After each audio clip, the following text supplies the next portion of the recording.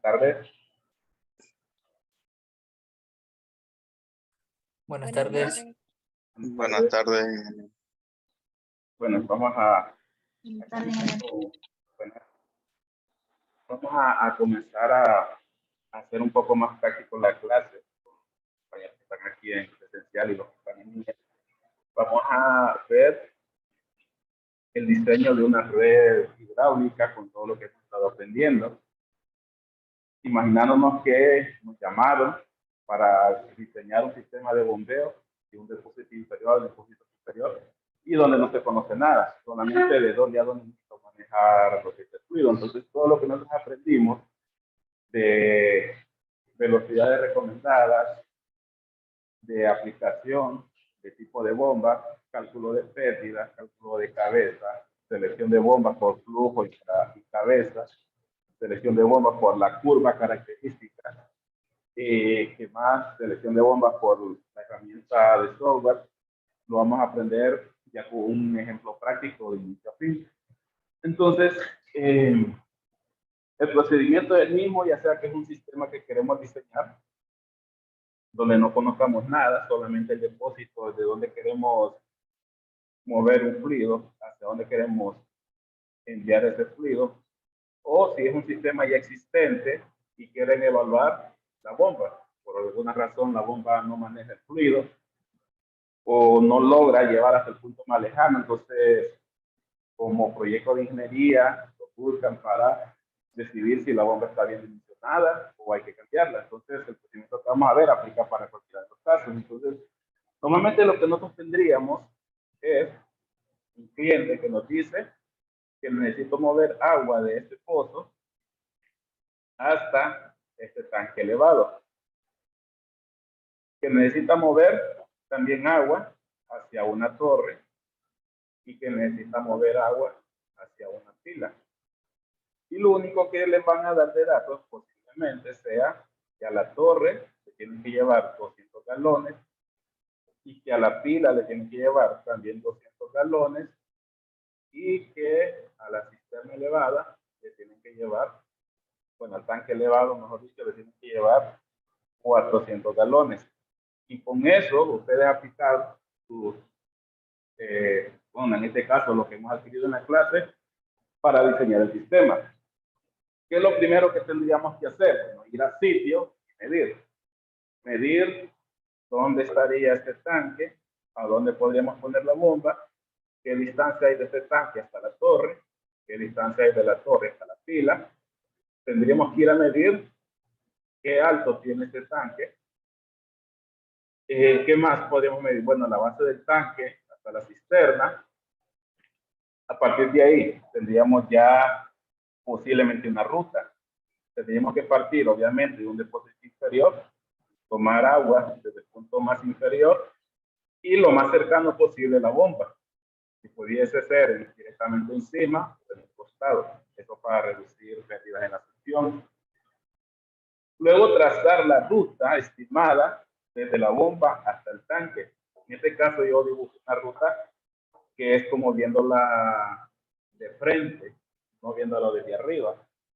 Pero viéndolo desde frente, podríamos decir llevar la tubería aérea, pasar por la torre cerca y dejarle un ramal de tubería. Luego continuar y dejarle otro ramal de tubería a la pila. Luego continuar, bueno, de esto se me había olvidado hablar. Imaginemos que aparte de eso nos piden que aparte de mover agua de este tanque inferior, nos piden que este tanque sea un tanque de agua caliente y que vamos a utilizar un intercambiador para calentar esa agua. Aquí tendremos la entrada de agua, la salida de agua y debería intercambiar calor con otro medio que permita calor. Puede ser un gas caliente, puede ser vapor, puede ser agua caliente y de ese nos va a proveer energía para calentar esta agua. Y una vez que ya pasé por el intercambiador, pues tenemos que llegar a la base del tanque y ver la forma de elevar la tubería hasta la parte superior. Tiene que ser hasta la parte superior porque si lo coloco abajo, esta columna se podría vaciar en cualquier momento. Entonces con eso ya tendríamos cuáles son los requerimientos que me da el cliente. De dónde a dónde necesita mover agua, qué flujo necesita suministrar y aparte de eso que necesitamos calentar el fluido antes de llegar al tanque elevado. Luego, ¿qué necesitaríamos saber? Digamos que ya tenemos la ruta, necesitamos saber los diámetros para saber después calcular lo que son las pérdidas. Pero antes de eso vamos a hablar un poco de qué accesorios nosotros instalaríamos en IRED. Algunos, bueno, por dicho, casi todos ya los hemos visto en la clase, cuando vimos lo que es la presentación. Hablábamos que en la parte de abajo es recomendado instalar un accesorio que es un filtro y válvula check al mismo tiempo. Filtro para evitar que mucha suciedad a la parte de abajo vaya hacia el sistema. Y una válvula check para evitar que esta tubería se vacíe cuando la bomba esté detenida. Luego acá pues tendríamos un accesorio de cambio de dirección, un radio corto podría ser, radio corto, perdón, de 90 grados el dipodo, cuidado, aunque realmente debería ser portable, pero vamos a dejarlo olvidado porque es lo que tenemos en las tablas. Luego tenemos la bomba. La bomba, pues, aquí yo estoy viendo de perfil o de un lado una bomba centrífuga con acople y tenemos el motor, aquí tenemos la caja espiral, adentro está el impeller, la toma de agua por la parte de frente, por la parte de hacia arriba la descarga. La bomba, pues, instalada en su base de concreto para darle mayor sujeción. Y vamos a ver qué accesorios debemos tener. Según lo que hablamos en la clase, la bomba es un elemento giratorio que con el tiempo puede tener vibraciones y para evitar que esa vibración se transmita hacia toda mi red, colocamos juntas de expansión, que sería el símbolo de una junta de expansión flexible.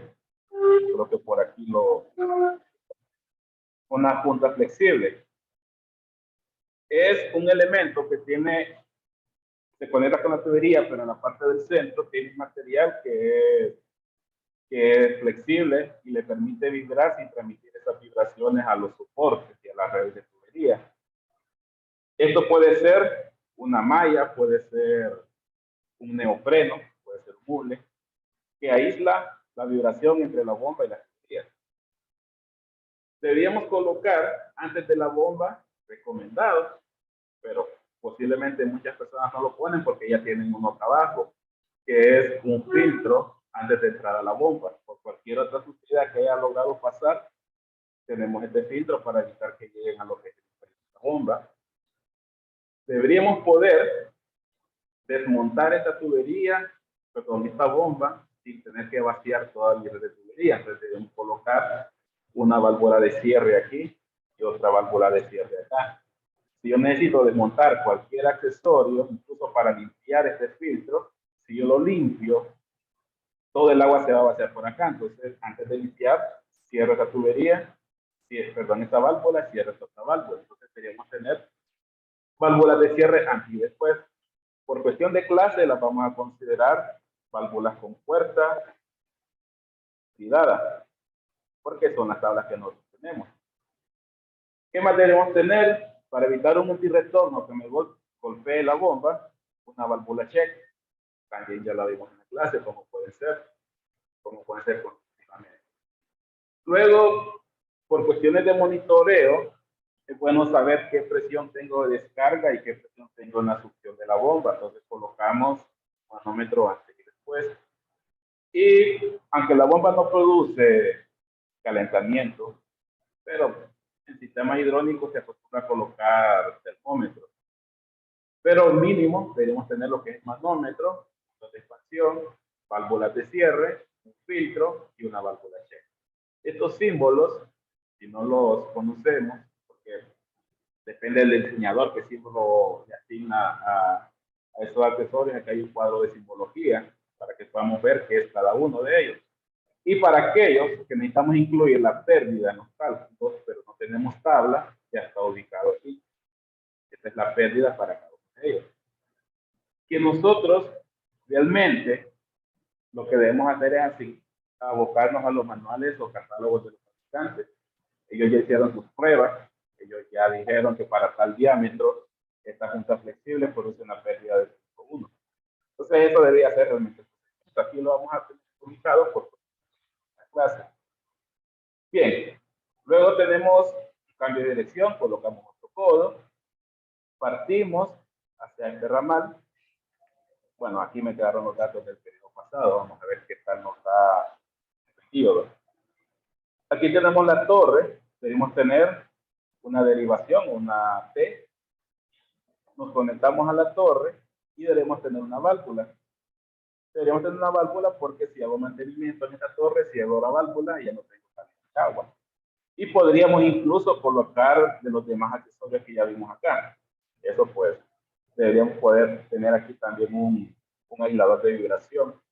Esta torre puede tener aquí un ventilador con un tiempo libre, por lo que debemos tener esa junta de expansión o punta aisladora de vibración. Manómetros podríamos tener para saber a qué presión estamos descargando. ¿Qué más podríamos tener? Podríamos tener algún filtro aquí también, para evitar que lleguen sucios a las boquillas de la cortina de agua de la torre. Bueno, luego continuando, si tuviésemos cambio de diámetro, deberíamos colocar este accesorio, que no lo tengo dibujado, que me he olvidado, es un reductor, para pasar de un diámetro grande a uno pequeño, es un reductor concéntrico. Lo mismo para la pila, una válvula, sus codos para cambio de dirección, la T para poder derivar y los reductores para cambio de diámetro. Luego continuamos hacia el intercambiador. Aquí yo tengo también puntas de expansión, aunque el intercambiador no tiene un elemento, un motor, pero por cualquier turbulencia o flujo no laminar, podemos tener siempre esa junta de expansión. También nos ayuda para temblores. Si este intercambiador es demasiado grande y hay un sismo, que se pueda mover separado de la tubería y se absorba esa vibración. Deberíamos tener válvulas de cierre también, porque en algún momento tenemos que hacerle mantenimiento al intercambiador. Y es un intercambiador de placa muy importante que no entre en suciedades, que tiene menos capacidad de poder mover partículas en su interior. Entonces deberíamos tener también un filtro en la entrada. También para monitoreo, sobre todo el mantenimiento, quiero saber qué diferencial de presión tengo a través del intercambiador o de manómetros. Salida, pues en entrada. A medida que se va ensuciando, ese diferencial va aumentando. Entonces, si por el monitoreo vemos que esta presión empieza a disminuir con respecto a esta, o aumentar, mejor dicho, el diferencial, quiere decir que se está ensuciando. Ya toca mantenimiento. También aquí sí es importante el manómetro, porque yo puedo ver a qué temperatura está saliendo el agua y a qué temperatura está entrando. Puedo ver cuántos grados me está produciendo el intercambiador de calentamiento. Luego podemos continuar y por último llegamos al tanque, que aquí lo que podemos tener, porque es una válvula de cierre, pudiésemos de repente tener un manómetro, un termómetro para ver cuánto se pierde de energía a través de la tubería. Podríamos tener más alguna válvula motorizada, sistema electromecánico, bueno, un sistema de control. Bien, con eso ya tenemos cuáles son los requisitos del cliente, dónde están ubicados los equipos, la ruta de tubería y qué accesorios son los que vamos a tener incluidos para cálculo de medidas secundarias. ¿Qué seguiría ahora? Debemos definir cuál es el flujo en cada sección de tubería. Y eso pues es un procedimiento bien sencillo. Yo lo que hago es que avanzo de adelante hacia atrás. Por ejemplo, aquí me dice el sistema debe suministrar 400 galones a este tanque. Por lo tanto, esta tubería van a ir 400 galones. Voy a copiar para dejar rotulado que por aquí van 400 galones. Luego pasamos por el intercambiador. El intercambiador no hay pérdida de flujo, a menos que tuviese fugas. Por lo tanto, en esta tubería debería ir al mismo flujo. antes y después del intercambiador. 400 galones. ¿Cuánto debe haber en esta tubería que es el ramal hacia la pila? Aquí yo le cambié el dato antes de la clase a 200 galones. Por lo tanto, en esta tubería deben ir 200 galones. Este no sería ya este diámetro, porque nos dijo un rato. Después lo corregimos. ¿Cuánto iría ahora en este ramal? Pues en este ramal debe ir el flujo de este ramal, que son 400, más este flujo, que son 200. Entonces, por este ramal debe ir 600 galones por minuto.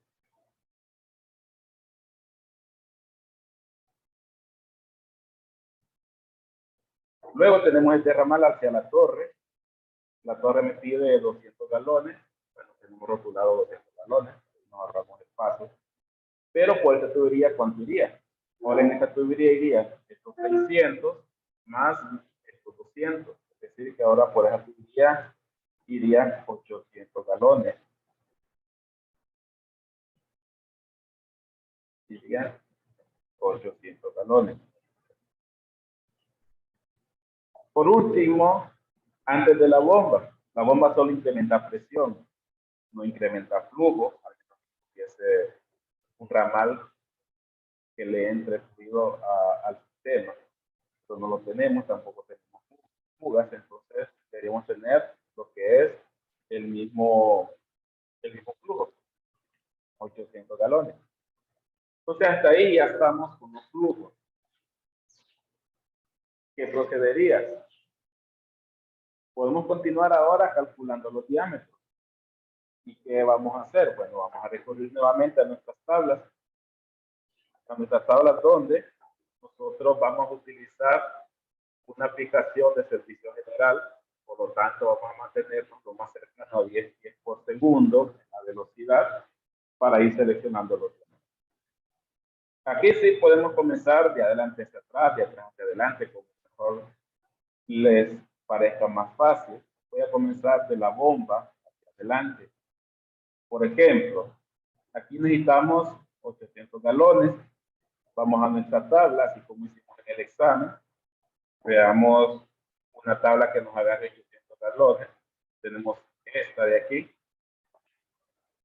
Vamos a ver. Bueno, aquí tengo este cuadro. Tenemos aquí 800 galones y veamos todas las opciones de diámetro que tenemos. Tenemos la opción de 4 pulgadas. Vamos a quedar un poco porque casi no se mira aquí. Tenemos 4 pulgadas, pero para 4 pulgadas y 800 galones mi velocidad es 20.2 pies por segundo. Estamos fuera de rango. Inmediato superior es la de 5, aunque no es comercial, pero su velocidad es 12.8. Inmediato superior es la de 6 y su velocidad es 8.88. Entonces con ese estaríamos bien. ¿Qué pasaría si yo decido pasar a la de inmediato superior? Sería la de 8. Tendría una velocidad de 5.13. Que yo lo podría utilizar. No es que por seleccionar un poco bajo velocidad el sistema no va a trabajar, sí va a trabajar. Lo único que va a tener menos pérdida. Es bueno para la bomba. Pero tengo un diámetro de tubería sobredimensionado que en cuestión de costo puede ser determinante, pasar de 6 a 8 pulgadas.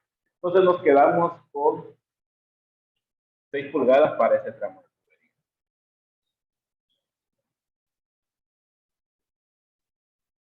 Y como en el siguiente tramo tenemos el mismo flujo, vamos a tener 6 pulgadas. Bueno, creo que me salté un paso. Cuando ya decidimos la ruta y seleccionamos la bomba, el tipo de bomba, tenemos que decidir cuál va a ser el material de la tubería. Y ahí pues sí tenemos mucho, tiene que ver con costos, con facilidad de instalación. Aquí nosotros decidimos tubería metálica, hierro negro, en este caso, para poder utilizar la tabla.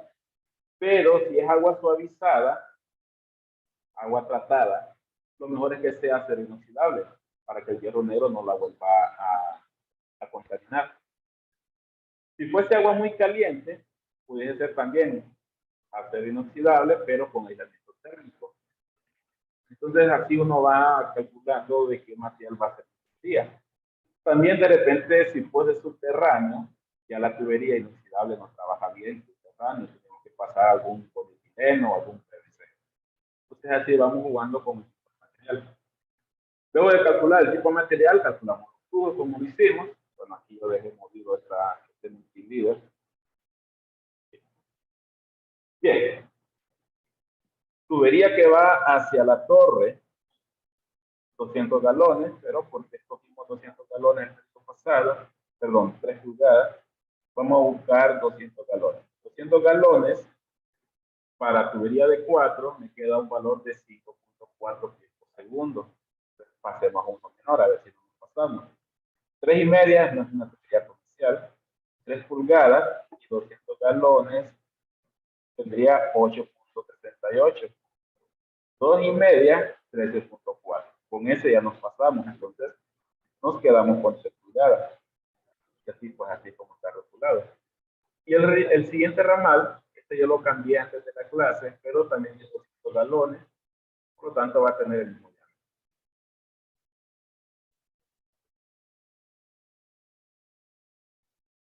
Bien.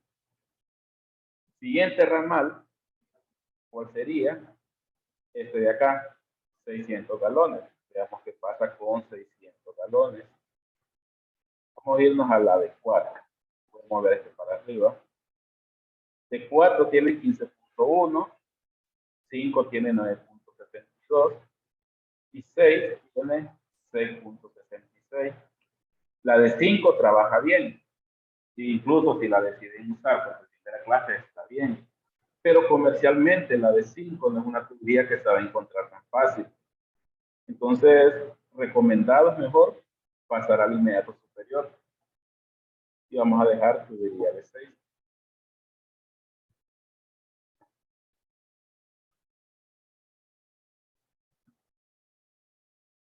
Bueno, solo nos queda el tramo donde van 400 galones y que este es uno solo hasta llegar al tanque elevado, porque no hay ramales. Entonces, si cogemos este diámetro, ya tenemos el diámetro restante.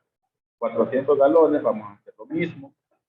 400 galones, diámetro de 4, 10.1, diámetro de 3,5, no es comercial, y la velocidad sería, pero sería demasiado alto. Una velocidad de 3 pulgadas y 7.4, ahí ya nos estamos pasando. Entonces tenemos diámetro de 4, está en 10.1. Estamos fuera de rango, pero no es que estamos exageradamente fuera. Entonces podemos seleccionar ese diámetro. ¿En qué condiciones? Yo diría que mejor no, mejor paso a la de 6.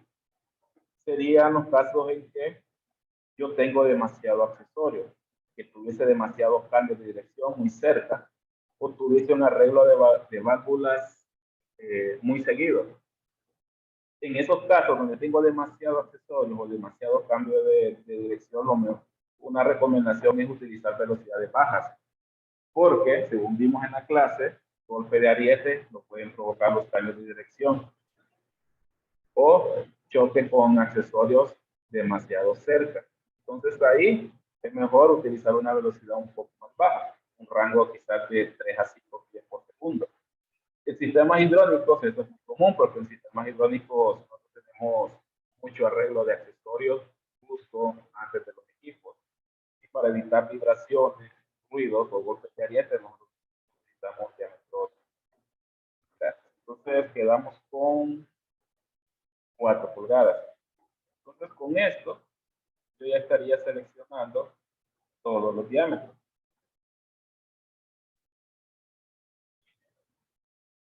Voy a rotular este por acá. Voy a rotular por acá también. Por acá. Y una vez que nosotros seleccionamos diámetros de tubería, automáticamente ya tenemos seleccionados diámetros para accesorios, para válvulas, coros, estos pues son del diámetro de la tubería. Salvo accesorios muy especiales que no dependen del diámetro, sino que hay un valor de comportamiento de la válvula, como válvulas de control o válvulas de balance. Estos no necesariamente son del mismo diámetro de la tubería, pero por el inicio de la clase lo vamos a tomar todos los accesorios, puntas de expansión, strainers, válvulas de cierre, del mismo diámetro de la tubería. Bien, si quisiésemos calcular pérdidas, pudiésemos calcular ya pérdidas. Todavía no podríamos calcular pérdidas, sobre todo las de fricción, porque fricción es un coeficiente por una longitud entre 100. Ya tenemos los flujos y los diámetros que nos pueden dar el valor para calcular HF de nuestra tabla, este valor. Pero me falta el valor de longitud. Entonces necesitamos ahora empezar a sacar las distancias. Algo que hacemos para calcular fricción es seccionar todo mi sistema, bueno, valga la redundancia, en secciones de tubería. Que normalmente las secciones los mido desde un punto inicial donde comienza la tubería y hasta donde se corta por un equipo o por una ramificación. Si ven aquí, yo tengo una serie de números. Eso es porque estos números me sirven de referencia para indicar qué sección de pérdida yo estoy calculando. Por ejemplo, al punto inicial donde yo tengo fricción, lo llamé punto 1. Y donde termina y se conecta con la bomba, lo llamé punto 2. Luego de la bomba hasta este ramal, lo llamé punto 3. ¿Eso por qué? Porque cuando yo calculo la fricción, yo puedo decir el coeficiente de fricción de la tubería sección 1 a 2 tiene un valor, el coeficiente de fricción de la tubería 2 a 3 tiene otro valor. Aunque aquí sería el mismo porque no cambia de diámetro de flujo. Pero me va a servir cuando calcule el FCH también, que es un tema que tenemos pendiente. En el FCH solo calculo fricción antes de la bomba. Por eso yo fracciono acá. Cuando veamos el software, porque este mismo ejemplo lo vamos a hacer con el software PyFlow, que creo que sí está en la plataforma, no recuerdo si ya lo comprobaron abajo. En ese software yo trabajo con nodos. Y un nodo es este número que está aquí. En el software se le llama nodos. Por ejemplo, este es otro nodo y este es otro nodo. Es como los puntos de unión de la red de sistema hidráulico. Bien, entonces terminamos de seccionar. Este va a ser mi punto 4, donde yo fracciono. Este va a ser mi punto 5. Y este es mi punto 6.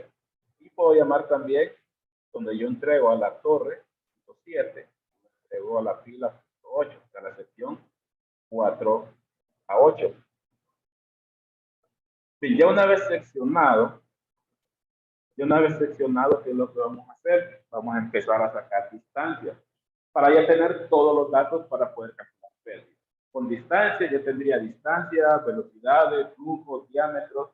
Puedo encontrar con los coeficientes, velocidad al cuadrado de PTG, y ya podemos empezar a calcular cabeza de esta bomba. Entonces, en el caso del AutoCAD, o en el caso de que estuviésemos haciendo un levantamiento, tendríamos que ir a medir. Pero como aquí ya tenemos el plano, nosotros lo que vamos a hacer es dimensionar, poner cotas y tuberías. Por ejemplo, aquí yo tengo 6.70 metros. Bueno, sí, para el proyecto va a haber que tener cierto manejo de AutoCAD, por lo menos lo básico para poder sacar distancias y poder dibujar una ruta. Ir sacando las dimensiones como lo estamos haciendo ahorita. ¿Perdón? AutoCAD. Este es AutoCAD. Es que, perdón, para los que están en línea estaban consultando de por qué menciono AutoCAD y acabo de mencionar PyFlow. Es que AutoCAD me sirve para hacer el dibujo del plano, sacar distancias y sacar un plano. El PyFlow es cálculo hidráulico, solo me dibujo unifilar. En el PyFlow yo solo dibujo que voy de un tanque a una bomba. Por ejemplo aquí. Que voy de un tanque a una bomba, pero en el PyFlow yo no lo dibujo como está acá. Yo puedo dibujar una línea recta. Mientras yo le diga que el punto final está a una altura, que el punto inicial está a otra altura y que en el tramo hay cierta cantidad de codos. Entonces el PyFlow es para hacer análisis de pérdida de cabeza. El AutoCAD es para hacer diagramas, dibujos y planos. Entonces, para pasar al PyFlow hay que sacar dimensiones y distancias. Y eso lo saco de un plano. Entonces, aunque no se los haya mencionado, pero de repente tengan que hacer cierto uso del AutoCAD. Bien, también necesitaría saber esta distancia hasta este nodo. Esta distancia.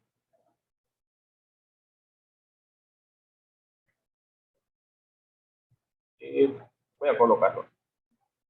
Porque al final lo que yo necesito es la distancia total. Bueno, aquí ya estaba calculado. Y vamos a buscar.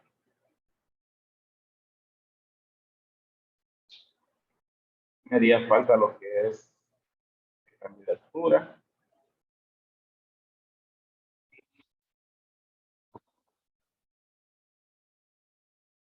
O sea, ya tenemos distancia. Con esto ya puedo calcular lo que son pérdidas. Bien, todo ese procedimiento que nosotros vimos antes del examen, y que nos estamos agarrando días del segundo examen,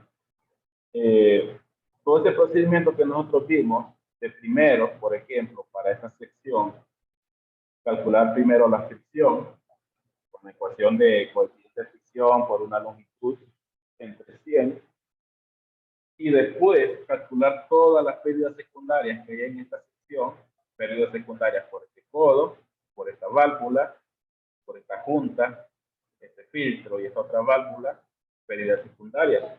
Y yo mencioné en algún momento que en una red vamos a tener que hacer eso mismo, sección por sección. Vamos a tener que hacer lo mismo para esta tubería de acá, hacer lo mismo para esta tubería y hacer lo mismo para esta otra tubería. Nosotros ya lo sabemos hacer a mano con cálculo bueno, escrito, mejor dicho, con fórmulas. Pero cuando yo tengo redes demasiado grandes, ya no es práctico estar repitiendo con el lápiz ese procedimiento. Entonces ya ahí debemos de pasar a una hoja de cálculo que nos ayude a hacer ese cálculo de pérdida.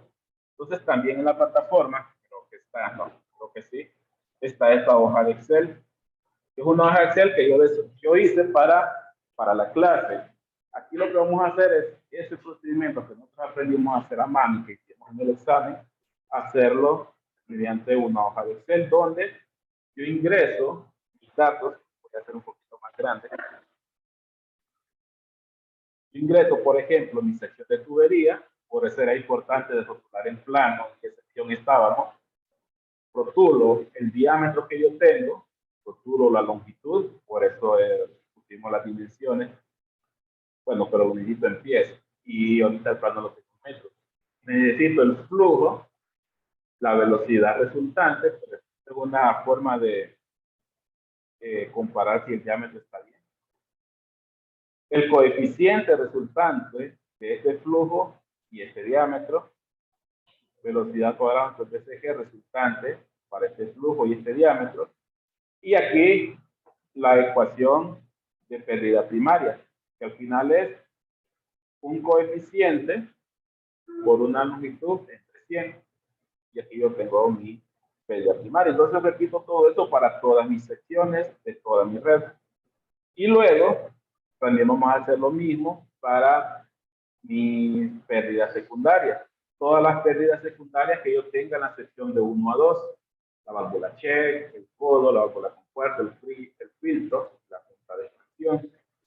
Y para aquellas en las cuales yo tengo datos de tabla, aplicamos la ecuación, que es un coeficiente K, por un valor de velocidad al cuadrado entre 2 veces. Entonces realmente es el mismo procedimiento que ya vimos en la clase, solo que en lugar de hacerlo escrito a mano, ahora tenemos la ayuda de una hoja de cálculo, que es una hoja de Excel.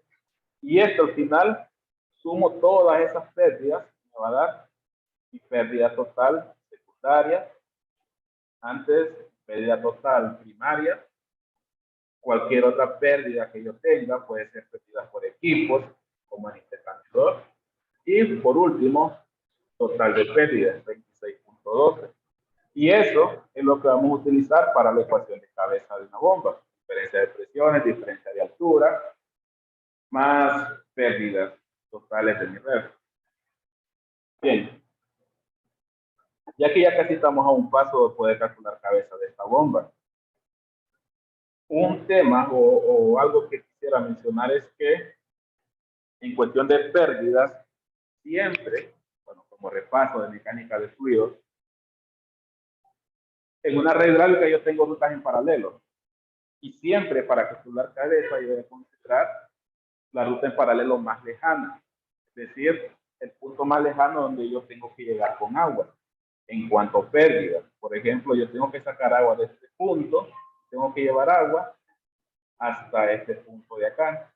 Entonces, cabeza de una bomba, yo lo voy a calcular aplicando la ecuación de cabeza de una bomba diferencial de altura entre el punto más lejano, que en este caso sería este punto de acá. Eso quiere decir que para la fricción de estos ramales, no se toman en cuenta, porque estas son rutas en paralelo, pero están más cercanas a la bomba. Entonces, si yo logro llevar agua al punto más lejano, seguramente estoy llevando agua a este punto. Entonces, yo no necesito meter estos valores de fricción y pérdidas secundarias a la ecuación. Esto no se considera, solo la ruta más lejana. Y eso se puede ver mejor en redes donde yo tengo más derivaciones. Y cuando no es tan fácil de identificar cuál es la ruta más lejana, por ejemplo, si yo tuviese otro tanque a la par con otra ruta, ¿qué tendríamos que hacer? Tenemos que hacer 2 veces el cálculo, para el tanque 1 y para el tanque 2, y tomar el que tenga mayor pérdida para las pérdidas, para el cálculo de cabeza. Bien, para mañana vamos a calcular las pérdidas utilizando el Excel. Y después de eso, vamos a calcular el FCH y hasta obtener cabeza de la bomba y el flujo. Y podríamos repasar seleccionando la bomba para esos resultados. Ya lo hicimos, pero lo vamos a hacer ahora para el resultado del ejemplo que estamos viendo. Entonces, bueno, son las 4:50. Creo que logramos cubrir bastante. La idea es entre mañana y el miércoles terminar ya por completo lo que es bombas y el lunes arrancar con lo que es compresores. Recordando que lo que estamos viendo no es para evaluar en el examen, esto ya lo evaluamos. Esto es más para el proyecto de exposición, sobre el cual me tienen que ir enviando ya lo que son los proyectos de exposición. Los proyectos de exposición. Ármense en grupos y trátenmelos de mandar para el lunes. Para el lunes ya tener los proyectos asignados. Y ya con esto que estamos viendo ya lo pueden trabajar. Y exponemos al final del tercer parcial. Bien, no sé si hay consultas aquí o virtual.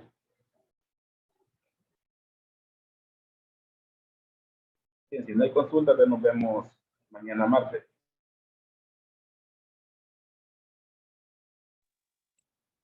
Buenas tardes. Está bien, ingeniero. Me voy, ingeniero.